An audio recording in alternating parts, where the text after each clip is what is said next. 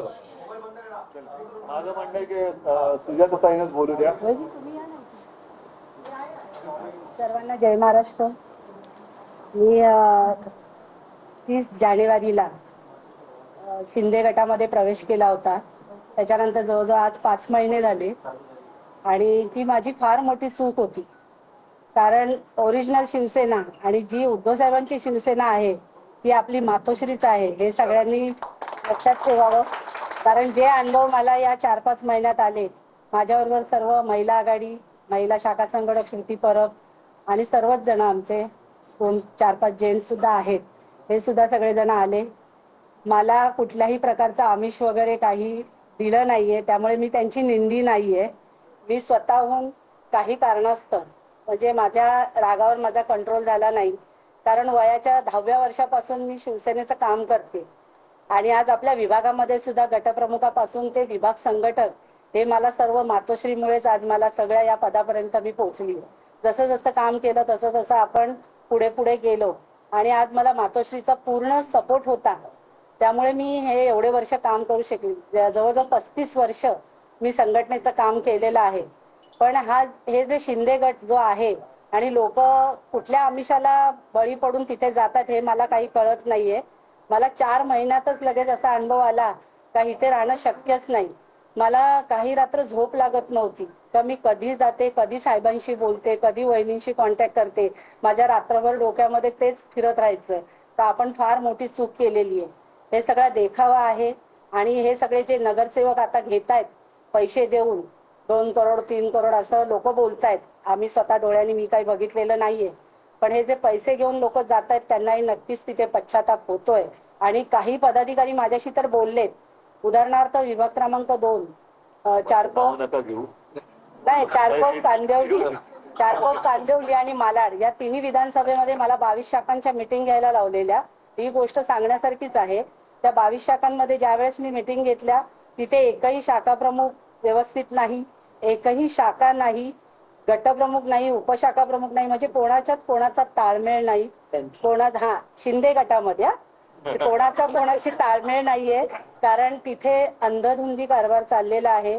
ज्या वेळेस ते काय मुख्यमंत्री झाले त्यावेळेस त्यांनी सगळ्या लोकांना पैसे देऊन खरेदी केलं आणि ह्याच आमिषाला पळून काही लोक गेलेली आहेत.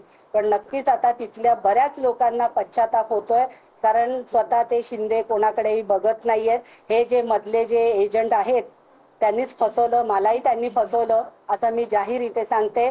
आणि पुन्हा एकदा मी माझ्या माहेरी घरी आली त्याबद्दल मला खरंच खूप आनंद वाटतोय. माझ्या घरी आली त्याबद्दल मला खरंच खूप बरं वाटतंय. कारण 35 वर्ष मी प्रामाणिक संघटनेचं काम केलेली व्यक्ती आहे आणि मला आज खरंच इतका आनंद झालाय. आणि माझ्या सगळ्या पदाधिकारी गेली पोटनीस भाई आणि मी जवळजवळ 5 वर्ष विभाग प्रमुख म्हणून आम्ही दोघांनी एकत्र काम केलं. त्यांनी मला खूप चांगली साथ दिली. त्याच्यानंतर विभाग प्रमुख उदयजी पाटेकर आम्ही दोघांनी 2 वर्ष काम केलं. पण मी माझ्या स्वतःहून काही कारणास्तव म्हणजे जे आमच्या विभागात काही थोडंफार हेवेदेवे होते त्या कारणास्तव मी रागाने गेली होती. पण खरंच मी माझ्या मनाने स्वतःहून दिलगिरी व्यक्त करते. कारण मला हे जाण्यामध्ये काही इंटरेस्ट नव्हता, ते पदात पण तिथे काही इंटरेस्ट नव्हता. पण लोकांनी तिथे जाऊ नये अशी मी सगळ्यांना विनंती करते. आणि जे गेलेले आहेत त्यांनी परत आपल्या घरी यावं. कारण जे प्रेम मातोश्रीला मिळतं ते कुठेही मिळू शकत नाही.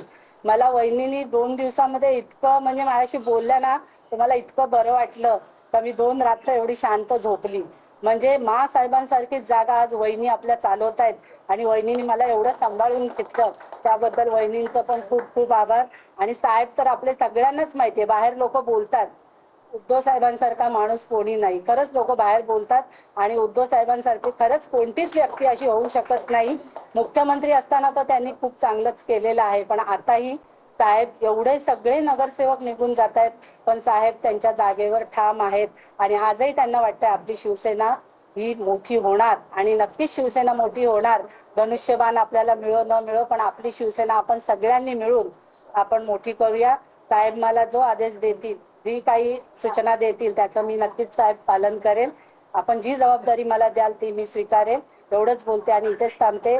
साहेबांचे एकदा आभार मानते, वहिनींचे आभार मानते, राऊत साहेबांचे आभार, आपले आमदार आहेत परब साहेब कोकणीस भाई यांचे सगळ्यांचे आभार मानते आणि इथेच थांबते.